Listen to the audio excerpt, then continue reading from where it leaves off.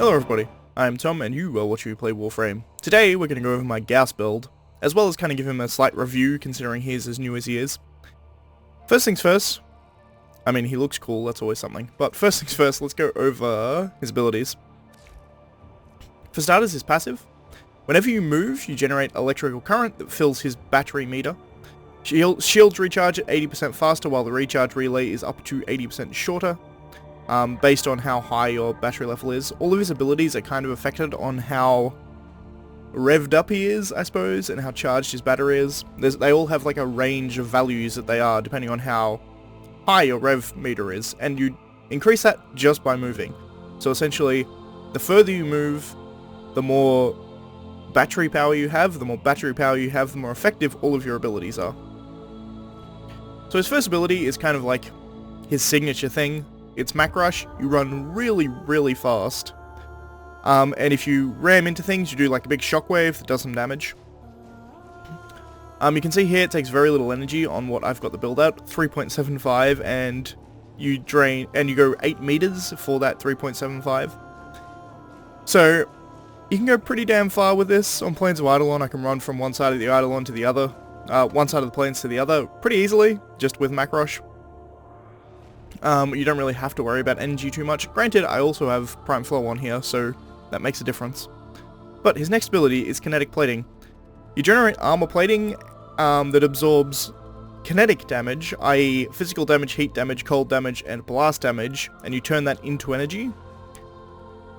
I feel like this should have just been all damage, I'm being perfectly honest. I mean, I get, like, the aesthetic and the kind of the theme of having him absorb kinetic energy and turn it into, or kinetic damage and turn it into kinetic energy. That makes sense. But at the same time, to be a useful ability, it should just be all damage, but irrelevant. It also protects him from staggering and knockdowns, which is really, really good. And the damage resistance is relative to your battery level. So if you have 0 battery level, it's 20% damage resistance. If you have a full battery, it's 100% damage resistance. You take 0 damage whatsoever. Unless they happen to be shooting you with radiation damage, in which case you just die. Which, that's kind of my point. There's a problem with it being just those damage types. Again, I understand why they chose those damage types, just thematically. But I feel like it would be better if they just had, he turns damage into energy. That would have been fine, and I feel like that would have been a better choice, but irrelevant. His next ability is Thermal Sunder. You siphon kinetic energy from an area, which will do a cold status, or you can throw out the kinetic energy to do a heat status. It's worth noting if you do this twice, it does the status twice, so you can fully freeze an enemy or fully ignite an enemy by doing the same one twice, or you can combine them to a blast effect. I find the cold one is actually probably the most useful, because the cold one you can just freeze a bunch of enemies. As long as there's no like ancients around to block your abilities, you can just freeze all the enemies in an area, which is really, really useful. The damage is I tried modding for power strength, it just doesn't seem to be good enough to be able to actually do the damage. You kind of use your guns for damage. This is more as temporary control to keep yourself alive. It's I mean, again, freezing status, really, really good, but the ability itself, And then we have Redline. Essentially, it gives you a bunch of different buffs, all of which are dependent on your battery level. It's time dependent, so you hit it, and for a while you have this buff, essentially. Increases your fire rate to up to 149% higher, attack speed up to 80% higher, reload speed up to 100% higher, and holster damage up to 199% higher. Granted, this is all with my power strength as it currently is. Do I have the right build on? I do, yeah. And as you can see there, they all have ranges. So fire rate 30% to 149%. If you have 0 battery, then you're 30%. So your fire rate goes up a tiny bit. But if you have a high battery, i.e. you're moving around a lot, you're going to have a very, very high fire rate. So they're all good buffs, and pretty much if you're going into a situation where you're going to be doing a bunch of combat, because they all are kind of combat-related buffs, it's good to just turn red light on as you're doing it. As you're running around normally, it's not really that necessary. Kinetic plating is kind of one that you want on all the time. Redline, it's kind of more situational, but at the same time, it's relatively cheap to cast, so you can just have this on all the time as well if you really want. And it lasts the same amount of time as kinetic plating, so you can just cast both and then run around if you really feel like it. But we'll go on to the test. It's worth noting as well, I also got the weapons that come with him, the Accelerator. First impressions of these, I haven't really formatted these up properly, but I've used them to 30, as you can see here. Accelerator, really, really good, but nowhere near enough ammo. I think you're going to need to have the primed ammo mutation, as well as having carrier, to be able to have the amount of ammo that this thing has. It's kind of insanely small, the amount of ammo you end up with this gun. I can show you here, in fact. We equip this gun. There we go. It has 2 clips.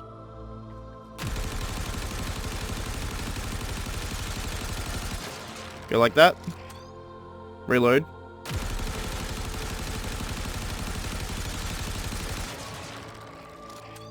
Reload. Now we're out of bullets. Which, I mean, yeah. That's kind of a problem. I mean, having such a low ammo count is kind of insane. I don't understand why it's as low as it is. I mean, it's an assault rifle, so it's, like, there's a lot of assault rifle ammo drops, I guess, but, like, the entire gun has 3 clips. Which is, it runs out of ammo way too easily. That's the biggest problem with it. It's a really cool gun, aside from that, though. I really like it. It's just that ammo economy is just not good. As far as his secondary, I'll just equip the Vectist. As far as his secondary, which I can't remember what it's called, so I'm going to have to find it. It starts with the Carius, there it is. They're fine.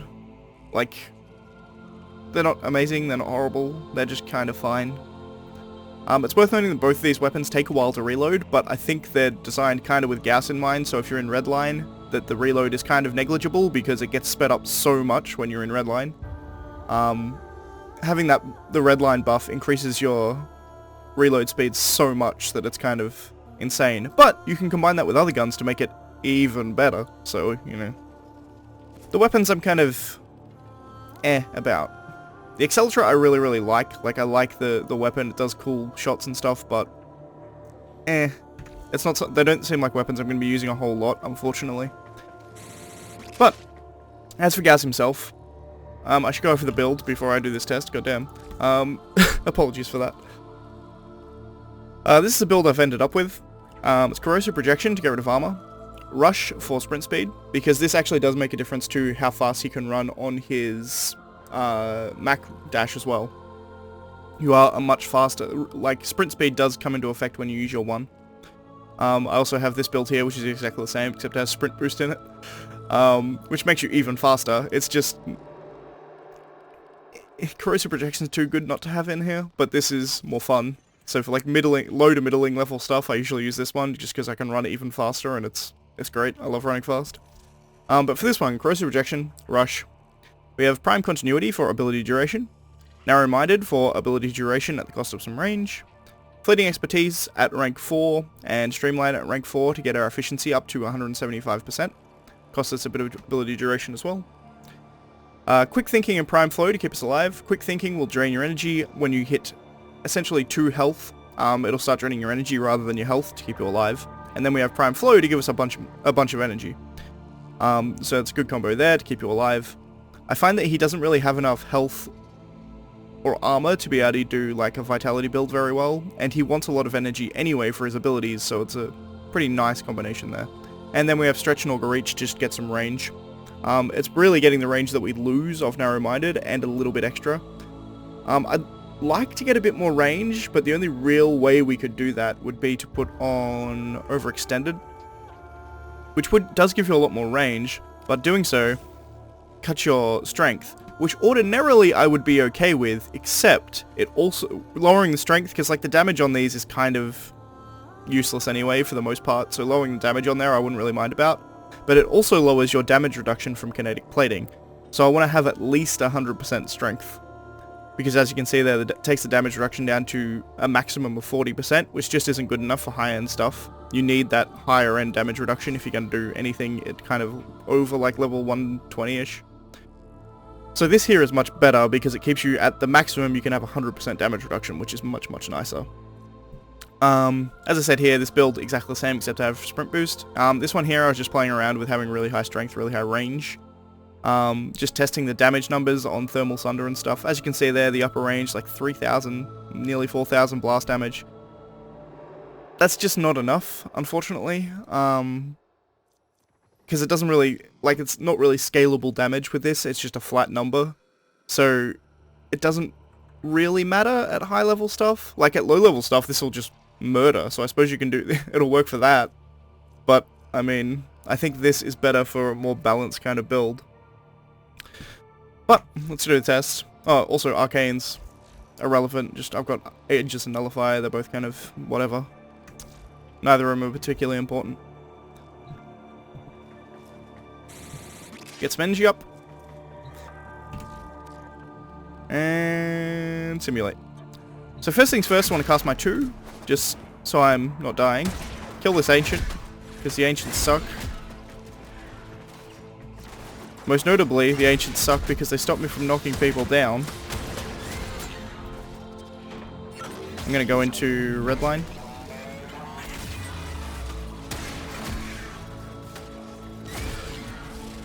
This Ancient is still alive, which is annoying me.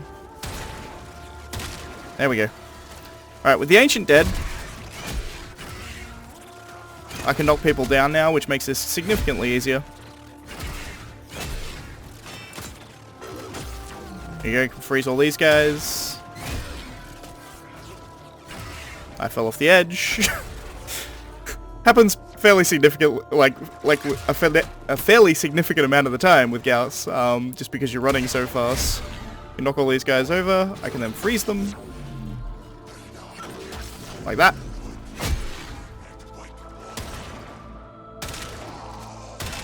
Allows you to pick them off fairly easily. And as you can see with the duration I have, they stay frozen for a fairly significant time. Whoa.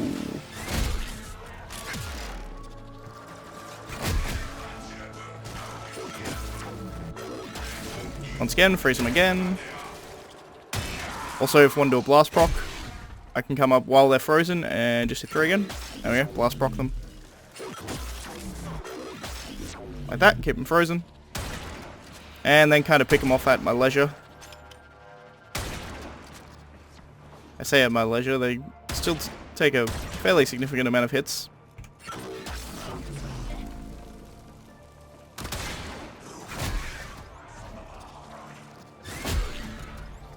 Can kind of control them pretty easily. Every time they get up, we can run through them and knock them all down. Also, run into things. We'll do a AoE and knock people over as well.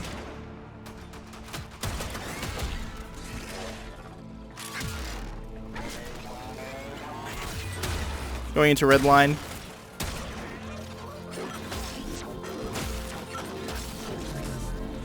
Kill him.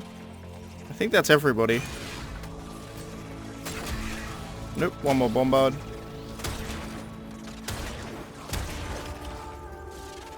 Is that everyone gone? Doesn't sound like it. I think we're good. As you can see that bombard rocket did no damage to me. They do blast damage, so because I was at 100% of, you see my battery in the bottom right. We'll turn Redline off. But if you get up to 100% on the battery on your bottom right, you're 100% immune to bombard rockets, which is very, very nice.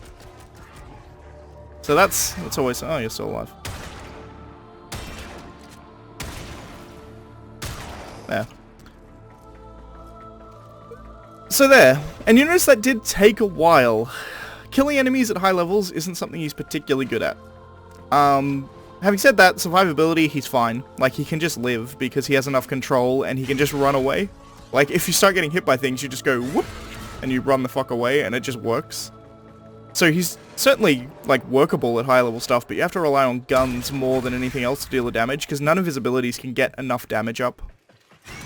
But as I said, with his 2-up and moving around enough, you're going to have 100% damage reduction from most attacks. I wish that was all attacks. I'd be happy with that. Even if they put the cap at 95% damage reduction and then had it all damage, I would be much more happy with that than what it is currently. But for the most part, it's good. It stops bombard rockets, it stops heavy gunner guns, and they're kind of the main thing that you're going to be taking damage from, in all honesty. But yeah, that's Gauss in a nutshell. I think he's very, very good and very, very fun. I think there's just a few things I would tweak about him to make him just that little bit better at really high-end stuff. But yeah, he's incredibly fun, and being able to just fucking run like the Flash forever is amazing, and I really, really love the speed that it gets you. And the fact that it actually links into his abilities is also really, really cool. You see here I've given myself overshields because I can run really fast. Yeah, I love the way they've implemented his speed and all that kind of stuff, but I just feel like my biggest gripe is the damage reduction not being everything and being very specific damage numbers.